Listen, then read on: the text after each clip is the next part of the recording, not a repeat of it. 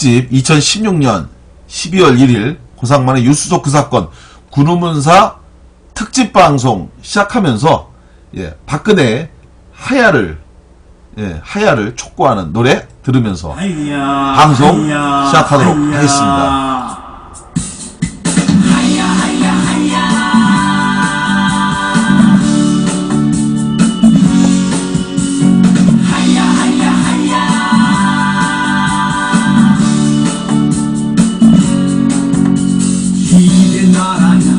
이게 나라냐 금의 순실명박 도둑 간신의 소물 범죄자 천국 서민지요 이제 더는 참을 수 없다. 하야 하야 하야 하야 하여라 박근혜는 당장 하야 하여라 하옥 하옥 하옥 하옥 시켜라 박근혜를 하옥 시켜라. 2014년 4월 16일 7시간 동안 너는 무얼 했더냐. 무참히 죽어간 우리 아이들 그 원한을 풀어주리라.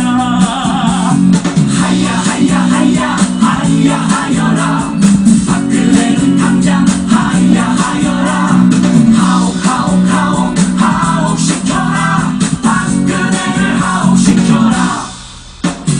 하야 하야 하야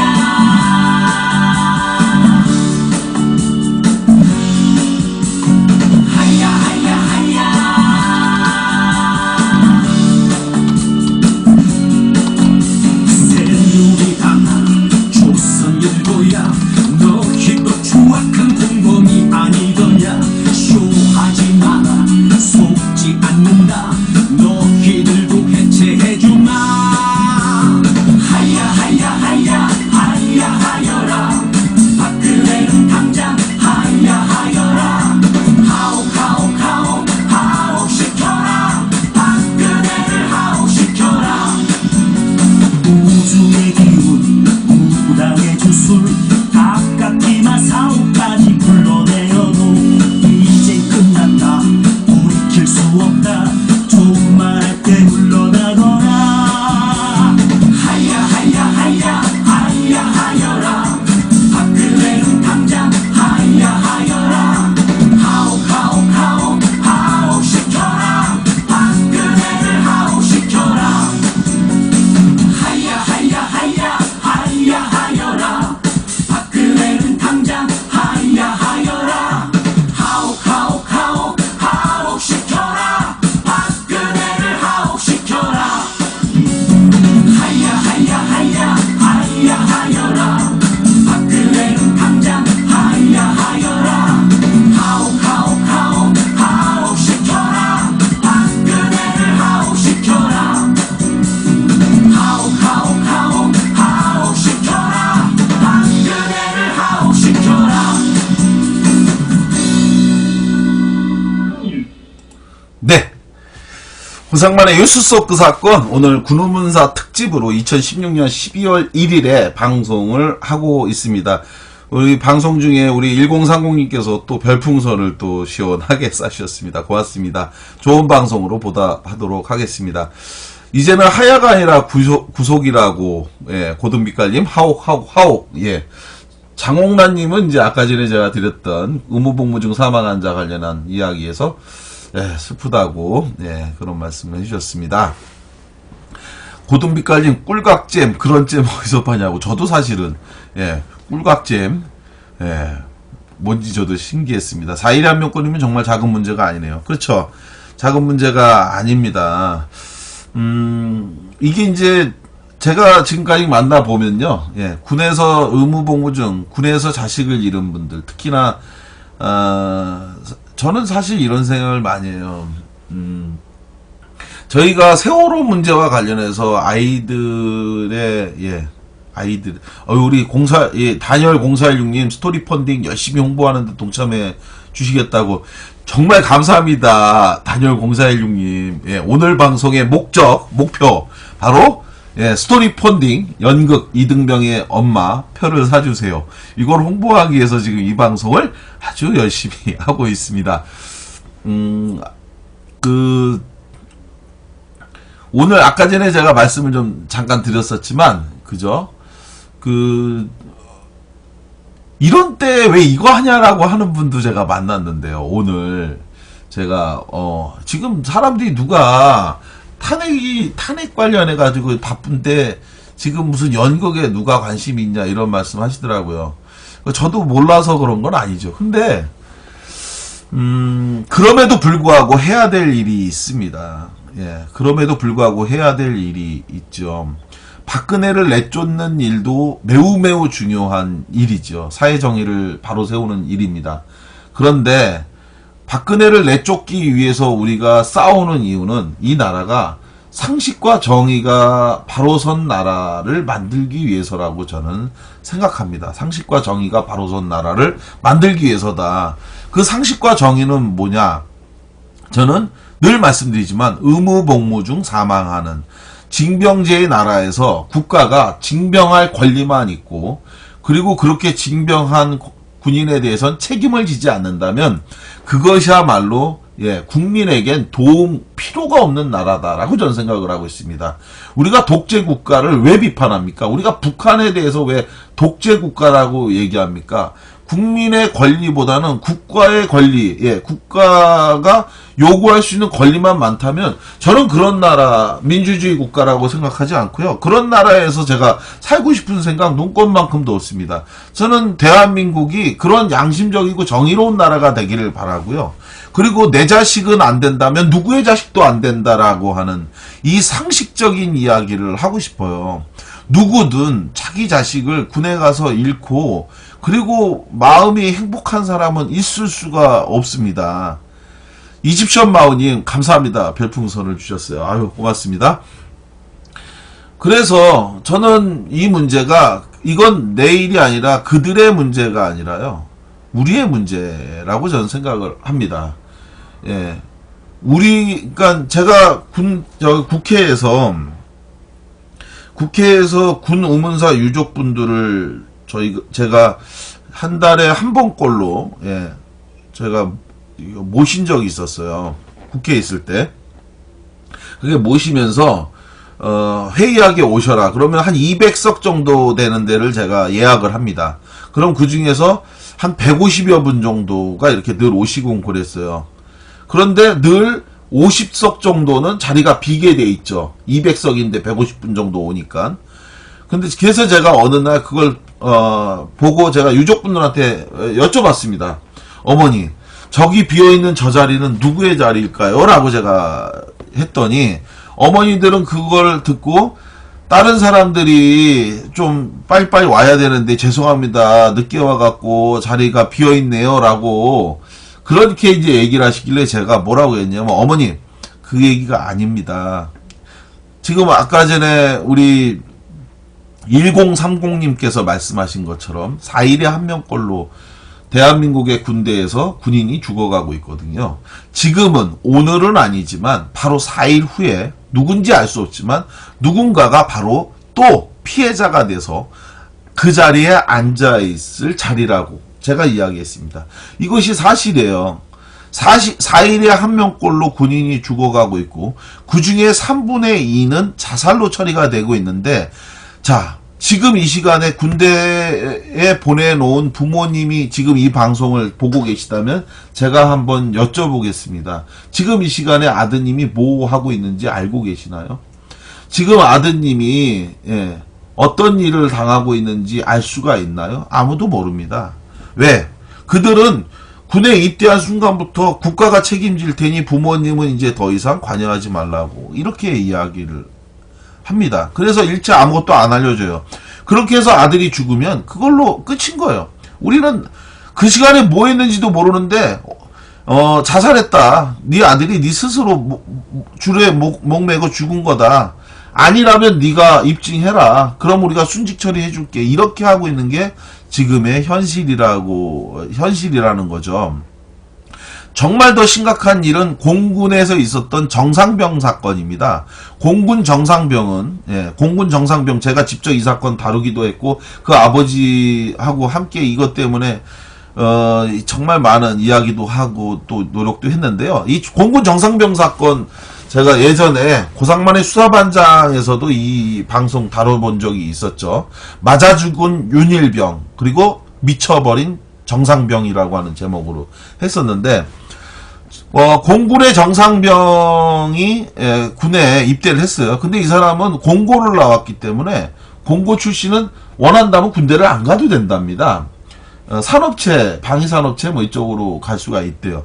그런데도 불구하고 본인이 시험까지 쳐서 공군을 지원해서 갔습니다.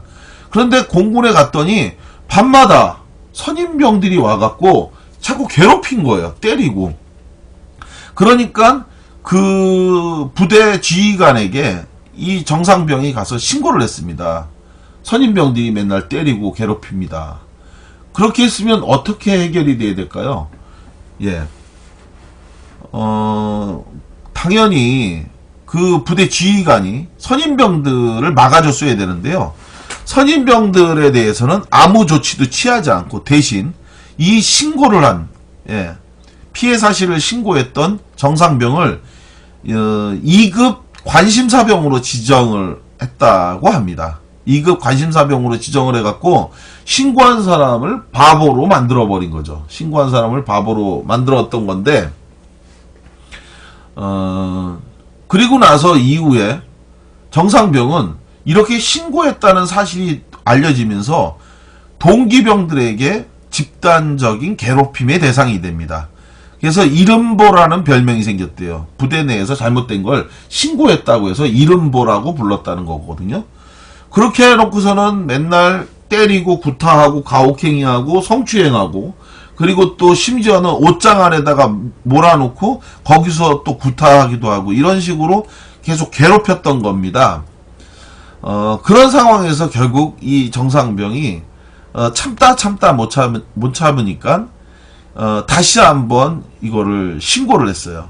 지휘관한테 신고를 했는데, 이미 이때 당시에 몇 달에 걸쳐서 괴롭힘과 구타, 가혹행위를 당했던 이 정상병은 정신적으로 문제가 생겼어요. 그래가지고 실제로 이후에 서울대병원에 장기간 입원해 있는, 입원까지 해서 정신적 치료를 받아야 되는 상황이었는데, 이때 가해자는 3명이었습니다. 가해자가 3명이었는데, 그런데 추후에 결국은 정상병이 정신적으로 분열 증세를 일으키고, 그리고 자살을 여러 번 기도했는데, 이 정상병이 얘기하는 게 자기는 정말 끊임없이 죽고 싶었다라는 이야기를 합니다. 끊임없이 자살하고 싶었다라는 이야기를 하는데, 그런데 이때 당시에 정상병이 가장 불행하게 생각했던 게 하나가 있었대요. 그게 뭐였을 것 같습니까? 부대에는 2층 이상의 건물이 없는 게 가장 불행했다라는 이야기를 해요. 즉 뭐냐면, 뛰어내려서 자살을 하고 싶은데 뛰어내릴 건물이 없어서 그것이 가장 괴로웠다라는 얘기를 하는 거예요.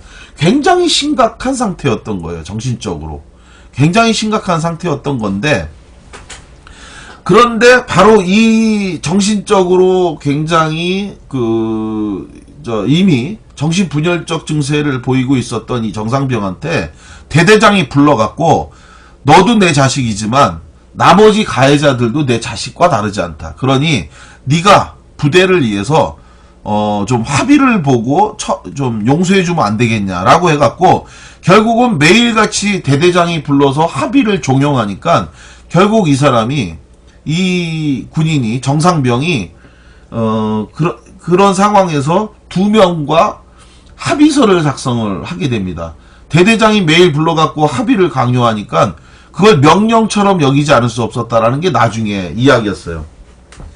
그래서 합의서를 써주니까 주범격에 있는 사람 하나만 구속이 되고, 그리고 공범이었던 둘은 기소조차도 되지 않았습니다. 그 합의서를 근거로 해서. 그 사실을 그때까지 정상병의 부모는 모르고 있었습니다. 왜? 부모가 알려주지 않았기 때문에 모르고 있었던 거예요. 뒤늦게 이 사실을 알고 난 다음에 정상병의 부모가 확인해 보니까 가해자 중에 1명만 구속이 되고 나머지 2명은 아예 처벌조차도 되지 않은 걸 뒤늦게 안 거죠. 그래서 이걸 가지고 군 검찰단에다가 항의를 했다고 그래요. 왜 이 사람에 대해서는 처벌을 하지 않았냐라고 하니까, 말씀드렸던 것처럼 정상병이 합의서를 써줬기 때문에 그들은 처벌할 수가 없다라고 얘기를 했대요. 그러니까 이 아버지 입장에서 얼마나 기가 막혀요. 고작 21살, 22살밖에 안 된 아들이 군대에 가서 혼자 지내다가 부모도 모르는 가운데 이와 같이 엄청난 구타와 가혹행위 등을 당했다는 걸 뒤늦게 알게 됐고, 그래서 이런 사실과 관련해서 이 사람들 가해자들 처벌이라도 제대로 하고자 이렇게 생각하고 있던 상황하에 부모도 모르는 가운데 가해자하고 합의를 봤다고 하니까 그걸 따진 거예요. 이게 무슨 합의냐, 부모도 모르는 가운데 이런 합의가 있을 수 있냐라고 하니까 그때 군검찰관이 했던 얘기가 뭐냐, 정상병은 이미 20살이 넘었기 때문에 성인이고 그런 성인이기 때문에 부모에게 이걸 알려줄 이유가 없다. 그러니까 성인인 정상병과 우리가 같이 가해자들에 대한 처벌에 대해서 검토해서 합리적으로 처리된 거기 때문에 따지지 마라, 이런 얘기를 했대요. 과연 여러분 이거 동의하실 수 있습니까? 정말 기가 막힌 일 아니에요? 정상병은 20살이 넘은 건 맞지만, 자, 군대에 가 있는 아이에 대해서 사실 우리나라의 어느 부모가 그 아이에 대해서 혼자 독단적으로 이렇게 저렇게 하라고 하는 거 동의할 수 있을까요? 더군다나 정신병적인 치료가 필요한 시기에 방치되어 있는 상황에서 그 아이가 그렇게 된 건데, 이게 이제 바로 지금 현재 우리나라 군대의 현실인 거죠. 예, 송윤지님 어서 오십시오. 이러한 식으로 가해자와 피해자 문제를 제대로 국방부가 해결해주지 않음으로써 억울한 사람들이 계속 양산되고 있는 그런 상황인데요. 그런 상황에서 정상병의 아버지가 하신 말씀이 이런 말씀이 있었습니다. 정상병의 아버지가 무슨 얘기를 했냐면, 그래도 자기는 행복한 사람이다라는 이야기를 하셨어요. 예, 행복한 사람이다. 왜 행복한 사람이냐? 그래도 내 아들은 죽지 않았잖아요. 라고 하면서 눈물을 제 앞에서 뚝뚝 흘리시는 거예요. 그래도 내 아들은 죽지 않았으니, 만약에 내 아들이 다른 아이들처럼 죽었다면 아마 군복무 염증에 의한 비관자살 이렇게 그냥 써도 나는 몰랐을 거 아니냐. 그래도 내 아이들은 죽지 않고 다행히 자기가 당한 일을 무엇인지를 나한테 얘기해줘서, 그래서 내 아이를 구했다는 것만으로도 사실 나는 고맙고 감사하다, 이런 이야기를 하면서 우시더라고요. 저는 군대가 아이들을 죽지 않게, 군인들을 죽지 않게 하려면 방법은 하나다라고 생각을 하고 있습니다. 그것은 바로 군인의 목숨값이 비싸야 된다는 거예요. 군인의 목숨값이 비싸면 절대 군대에서 죽지 않게 합니다. 아주 극악한 흉악한 범죄를 저지른 죄수도 사형이 집행되기 전까지는 절대 감옥에서 죽으면 안 됩니다. 만약에 그렇게 죽게 되면 그러면 교도소장, 보안과장, 기타 담당자들 전부 다 징계받게 돼 있습니다.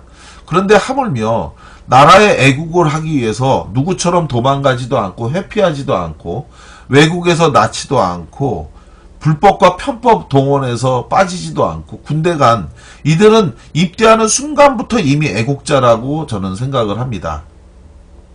군인이 어떤 공적을 쌓아야지만이 애국자가 아니에요. 저는 적어도 의무복무에 응해서 입대한 순간부터가 저는 애국자라고 생각을 합니다. 그렇게 예우해 주는 것이 저는 옳고 맞다라고 생각을 합니다. 그런데 국방부는 그렇지가 않은 것 같아요.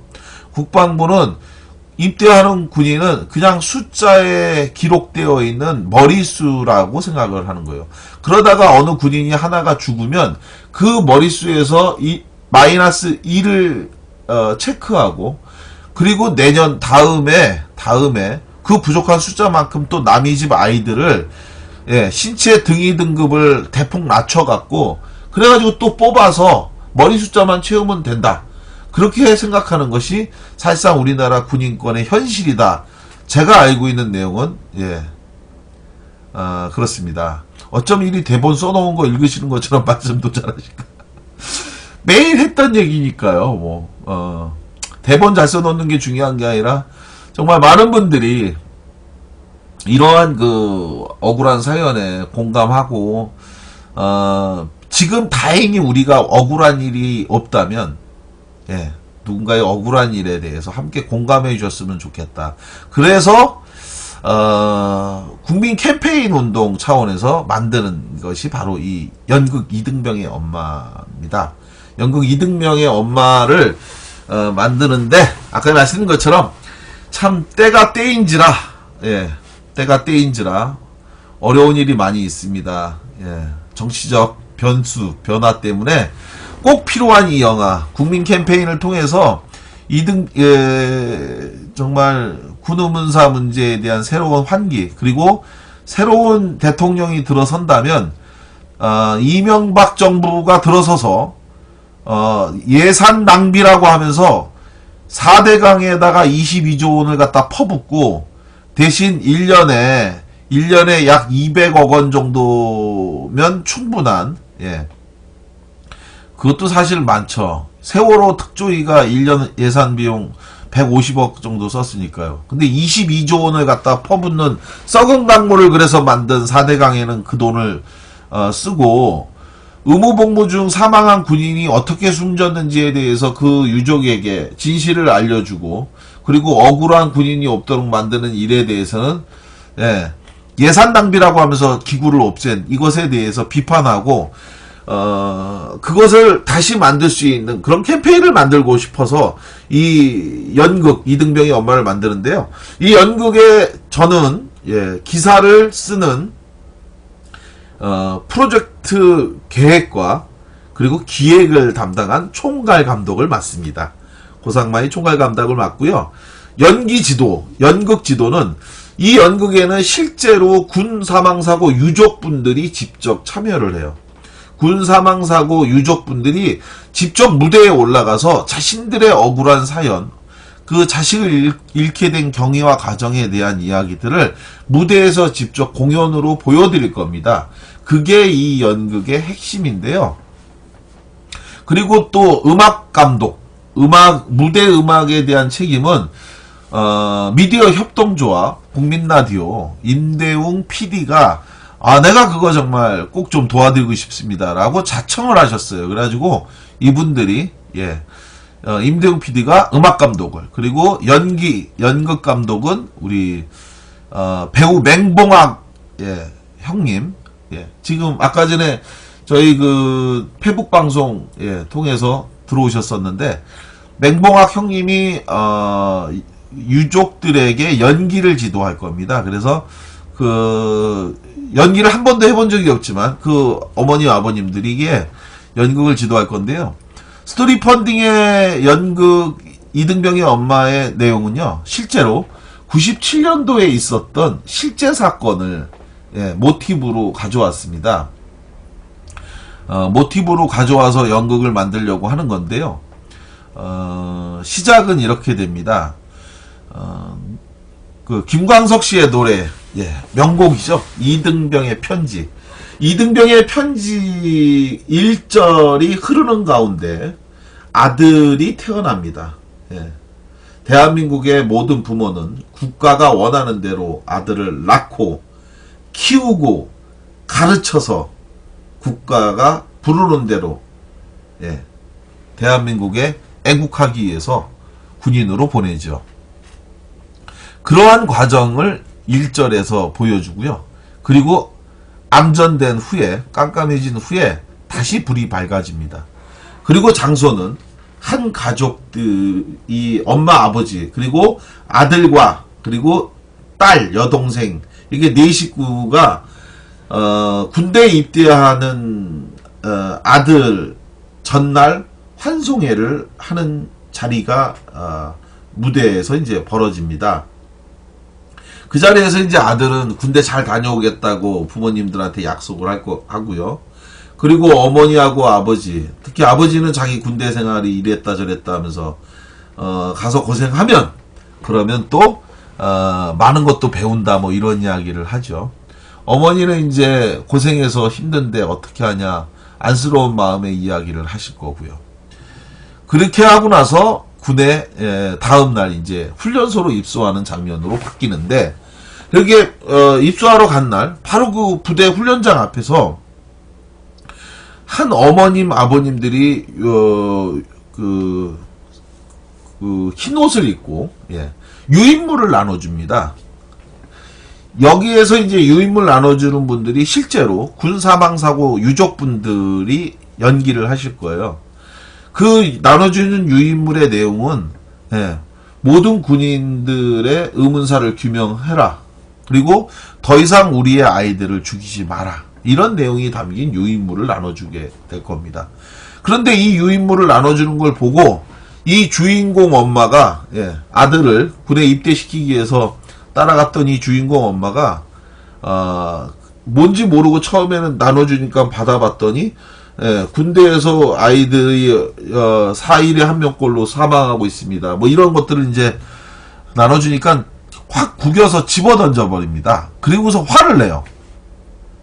재수없게 이런 거를 왜 나눠주냐. 당신네 아이들이 자살하고 죽은 걸 왜 우리한테 재수없게 우리 애들 입대하는 날 이런 거 죽으라는 거야? 뭐야? 하면서 막 화를 내죠. 그 말을 듣고 군 유족들 대표가 이야기를 합니다. 우리도 똑같이 이런 일이 우리의 일이 될 줄 몰랐습니다.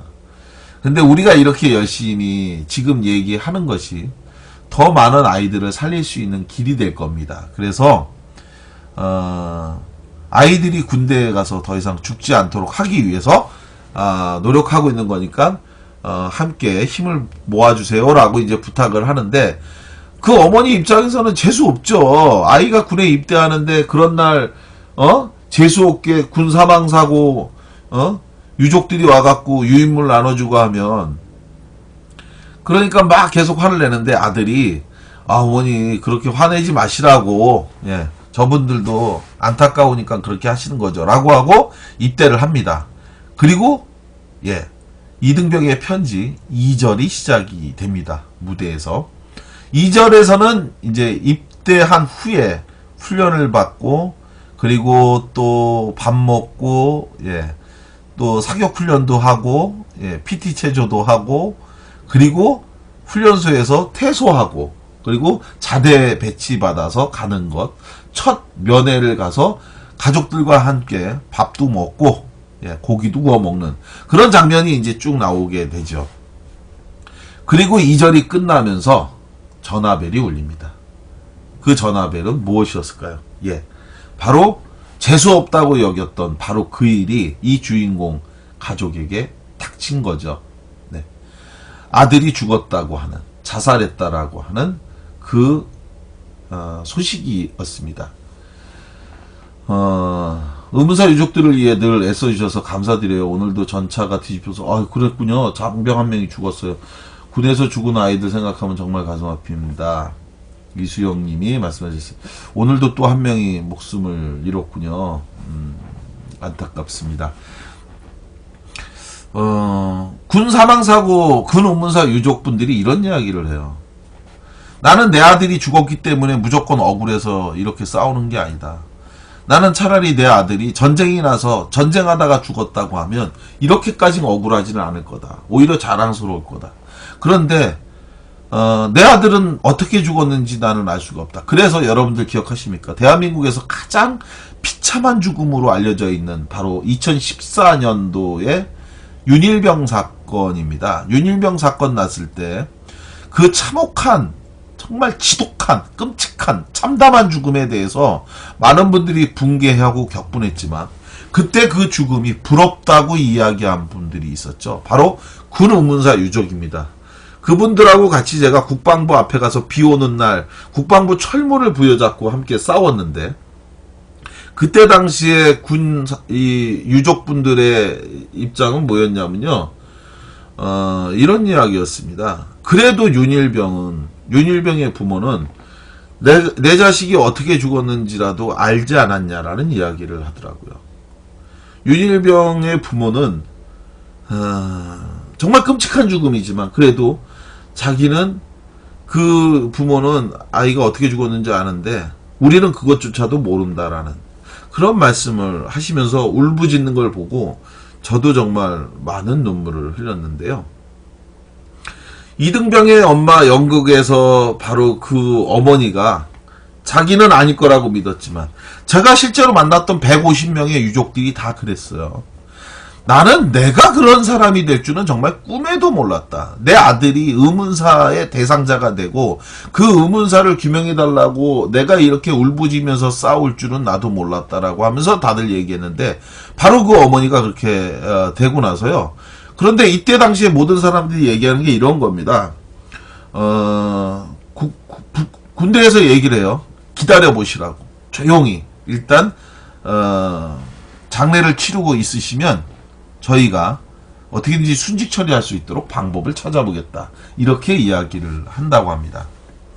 이 어머니도 연극 속에서 이 어머니, 주인공 어머니도 그 말을 듣고 기다리기 시작합니다. 할 수 없잖아요. 다른 방법이 없으니까.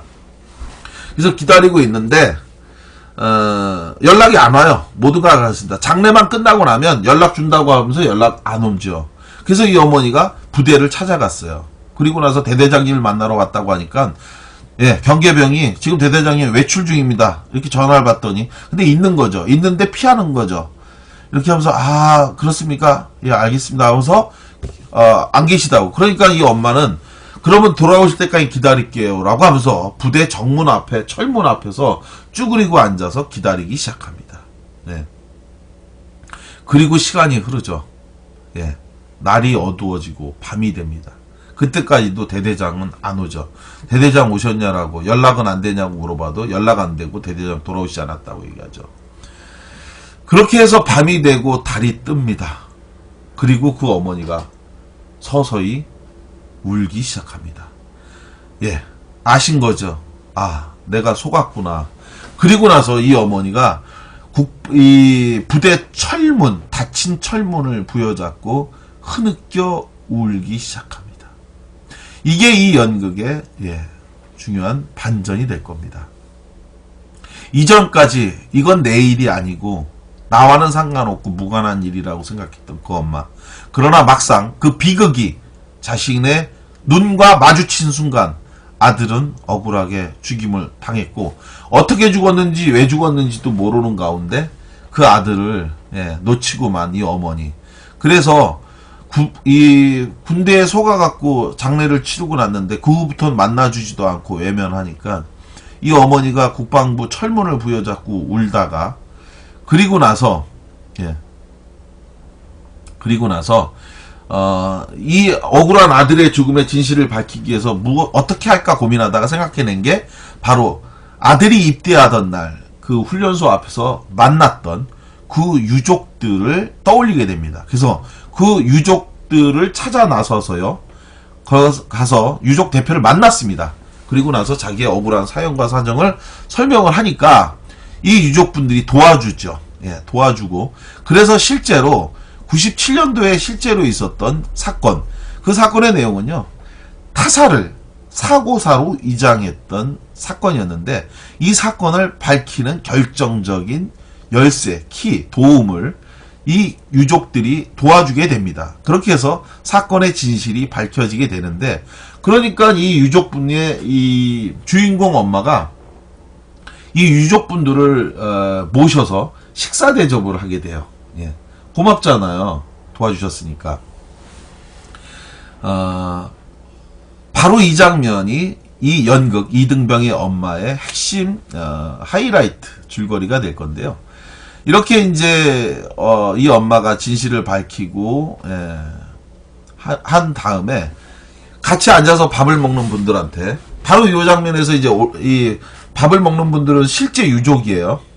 실제 군 유족 어머니들이 배우 맹봉학 씨의 연기 지도를 받고 그래서 연극을 실제로 할 거고 우리 맹봉학 형님도 아마 출연하고 주요하게 이렇게 또 우리 캡틴 리옹님 안녕하세요. 고상만 반장님 어휴 늦게 오셨어요. 아유 반갑습니다. 카메오 출연을 좀 많이 할 겁니다. 그래서 김광진 국회의원도 좀 오시고요. 배우 중에서는 시간이 된다면 여러분들을 좀 최대한 섭외를 좀 하려고 합니다. 그래서 카메오 출연도 좀 많이 하시고 그리고 또 하고 싶어 하는 분들도 좀 많이 있으시더라고요. 그래서 그런 분들 모시고, 연극을 하려고 하는데, 그때 이제 식사하면서 이 주인공 어머니가 이제 묻습니다. 그런데 어머니는 어떻게 해서 아이를 잃게 됐어요? 라고 묻게 되는 거죠. 그렇게 물으면서 이 어머니들이 자신들의 사연을, 이야기를 하게 되는 게 바로 이 연극의 목표예요. 사실은 유가족분들에게 제일 힘든 게 그거라고 하더라고요. 예. 장소는 어디예요? 해화동 대학로에서 연극을 하려고 합니다. 예, 해화동 연극하면 해화동이잖아요. 해화동에서 내년 5월 중순경, 구체적으로는 한 5월 23일쯤 일주일간 공연을 할 예정입니다. 일주일간 그 중에서 하루 월요일은 이제 쉬고요. 6일간 대학로에서 연극을 할 예정이고요. 스토리 펀딩에 후원을 해주신 분 중에서 3만 원은 후원해 주신 분한테는 연극표 1장을, 5만 원 주신 분은 2장을, 그리고 10만 원 주신 분은 연극표 2장과 책 1권을, 그리고 15만 원은 연극표 4장과 책 1권을 이렇게 저희가 리워드 상품으로 드리려고 하는데, 이 연극 이등병의 엄마 스토리 펀딩은 바로 이 연극표를 미리 좀 사달라고 하는 요청이에요. 연극표를 미리 사주시면 그 돈으로 연극을 만들어서, 그래서 후원해주신 분들을 저희가 초청해갖고, 그래서 연극을 보여드리려고 하는 거고요. 이 연극을 통해서 저는 2가지를 목적으로 두고 있어요. 첫째 한 가지는 바로 유족분들에 대한 치유입니다.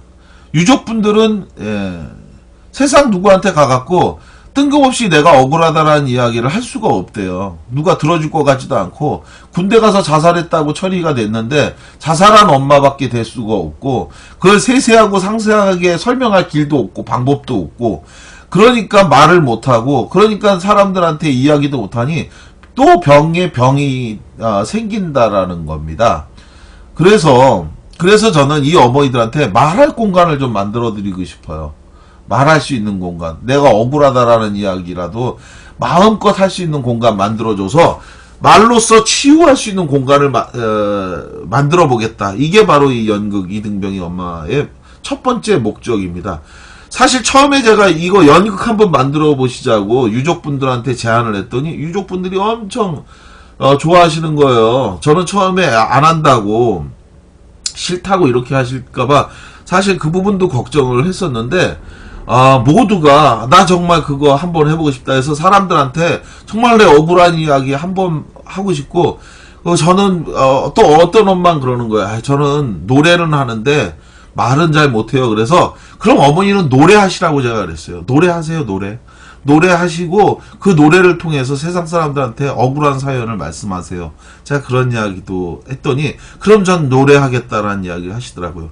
그리고 또 누군가는 난 노래도 못하고 말도 못해요 라고 하길래, 그럼 어머니는 우세요. 그냥 어머니 한번 신나게 울어보고 싶죠. 서럽게 원 없이 통곡하고 싶죠.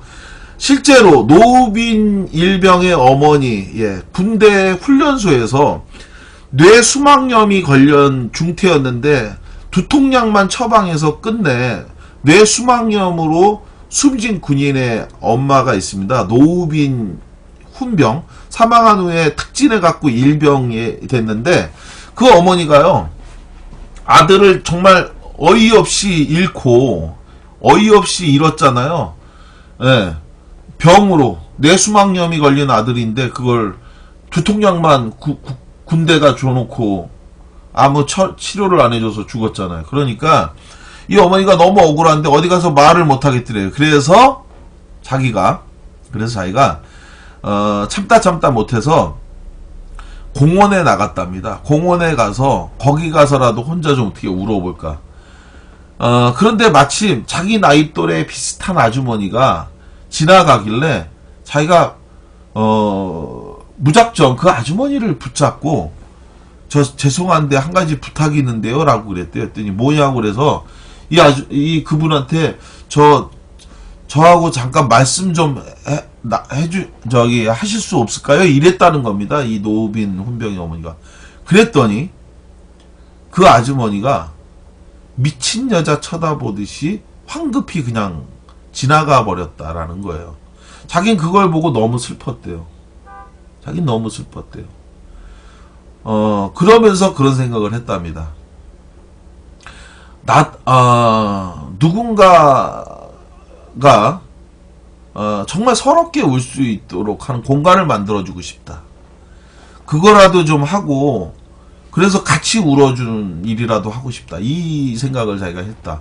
그래서 군 인권 피해 치유센터 함께라고 하는 걸 실제로 올 1월에 만들어서 개소를 했습니다. 이분이.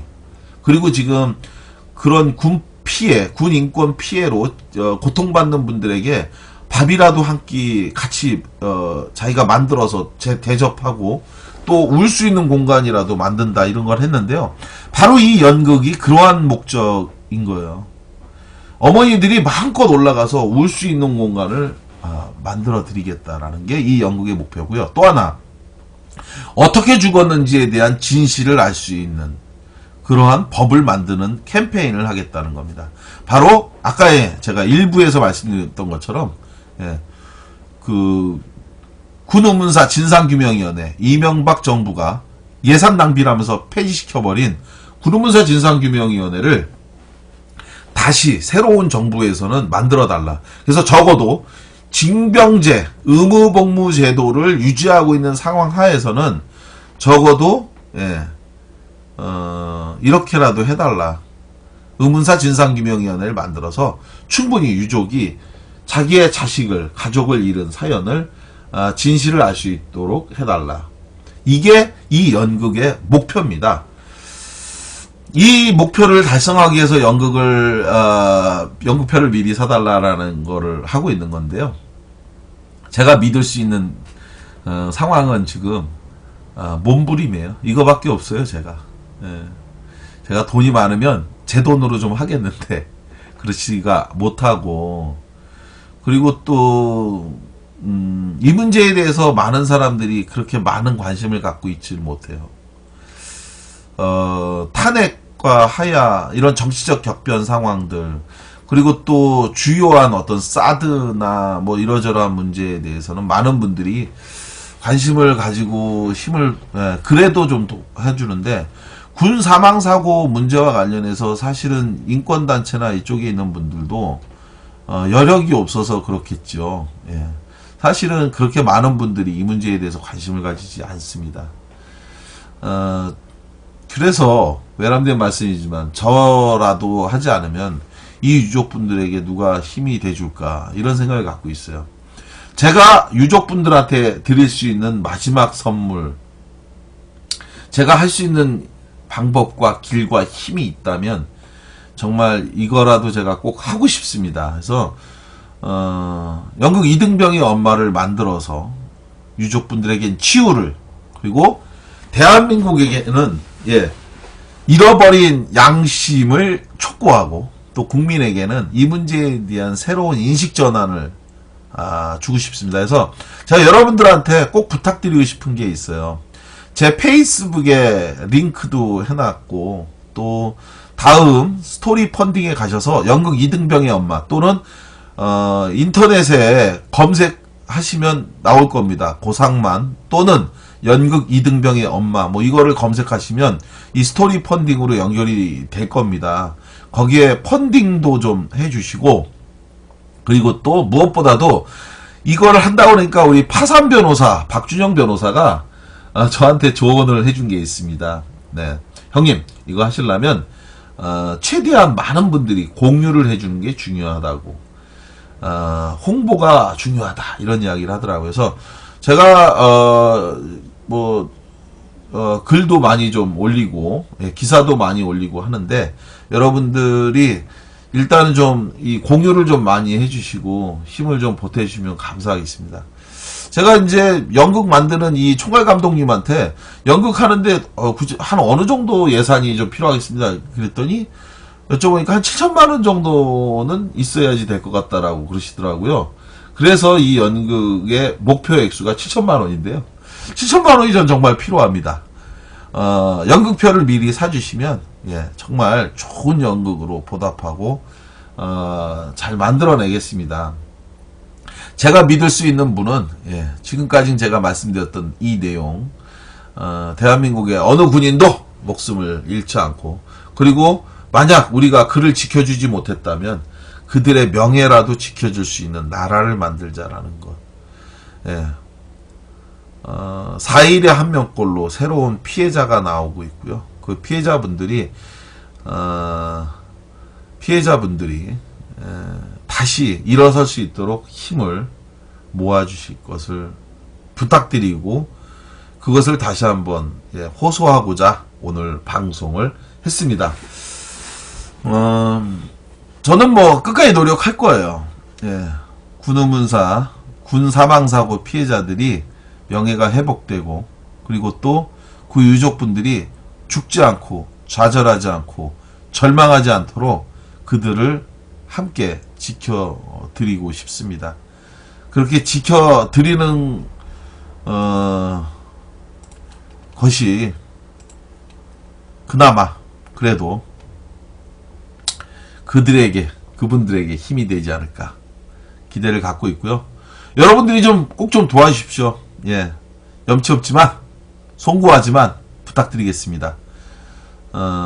잘 하겠습니다. 잘 만들어서 여러분들이 도와주신 거에 값지게 되돌려 드리도록 하겠습니다. 저를 돕지 마시고요. 절망에 빠져서 고통 속에 살아가고 있는 군의문사 유족분들에게 힘이 돼 주십시오. 그 힘은 말씀드렸죠. 스토리 펀딩, 연극 이등병의 엄마 후원 펀딩에 동참해 주시고, 또 주위 카톡, SNS, 페북, 트위터 등에 여러분들이 한 번만 더 공유해 주시고 알려주시면 큰 힘이 되겠습니다. 그 힘을 통해서 정말 억울한 분들 없도록, 또 군인들이 더 이상 죽지 않도록 잘 만들어 가도록 하겠습니다. 여러분들이 도와주시면 그 힘으로 일을 하도록 하겠습니다. 오늘 부상만의 수사반장 여기까지 하도록 하겠습니다. 갑작스러운 방송인데 그래도 많은 분들이 오셔서 끊임없이 또 격려해 주시고 응원해 주시니까 힘이 많이 됐습니다. 그리고 페이스북 라이브 방송을 통해서 긴 시간 동안 또 들어주신 또 분들 너무 고맙고요. 포기하지 않고 끝까지 하겠습니다. 고맙습니다.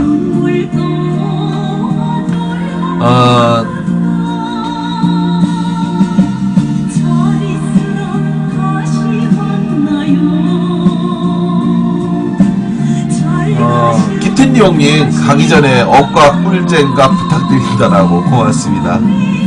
감사합니다.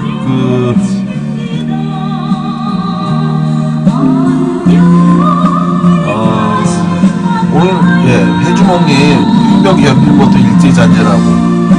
옛날에는 학교에서 선생님들이 동급생들끼리 마주보고 따기템이라고 막 그런 것도 시켰죠. 근데 저는 그게 뭔지 몰랐는데 이게 일제시대 때 잔재라고 하더라고요. 선생님께서 말씀하시는 게 일제시대 때 이 순사놈들이요, 독립운동가들 마주보고 서로 때리도록 강요했대요. 자존심을 무너뜨려서 그걸 통해 자백을 얻어내는 고문 방식이었다고 합니다. 우리 지코공님 오늘도 멋진 방송 감사해요 하고 하셨어요. 슬픈 일들이 많이 있죠. 슬픈 일이 너무 많아서 어쩌면 방송 듣는 분들 입장에서는 쉽지 않았을 텐데 그래도 방송 함께 해주셔서 너무 감사드리고요. 이 방송 많은 분들이 함께 듣고 또 여기 내일은 제가 국민라디오에서 이 방송을 또 하고요. 다음 주 화요일날 또 김용민 브리핑에서는 팟캐스트 1위 김용민 PD하고 함께 이 연극 이등병의 엄마와 관련한 인터뷰 본격 정신혼평을 그걸로 또 다루기로 했습니다. 그리고 민동규 국장님도 많이 도와주신다고 또 하더라고요. 그래서 하여간 제가 할 수 있는 최선의 노력을 다 해서 성공적으로 연극 이등병의 엄마가 만들어질 수 있도록 이건 저는 최선을 다하겠습니다. 여러분들이 조금만 도와주신다면 군 유족분들에게 힘이 되는 연극도 정말 이분들이 어떤 억울함을 갖고 있는지 많은 분들이 아실 수 있게 될 거라고 생각을 합니다. 그날이 올 때까지 열심히 최선을 다하도록 하겠습니다. 여러분들이 조금만 더 도와주세요. 부탁드리겠습니다. 보상만의 뉴스 속 그 사건 2016년 12월 1일 군웅문사 특집 4일의 한명골로 사망하는 대한민국 군대 그 스토리 펀딩 연극 이등병의 엄마 여러분들이 찾아오셔서 많이 좀 도와주세요. 믿겠습니다. 감사합니다.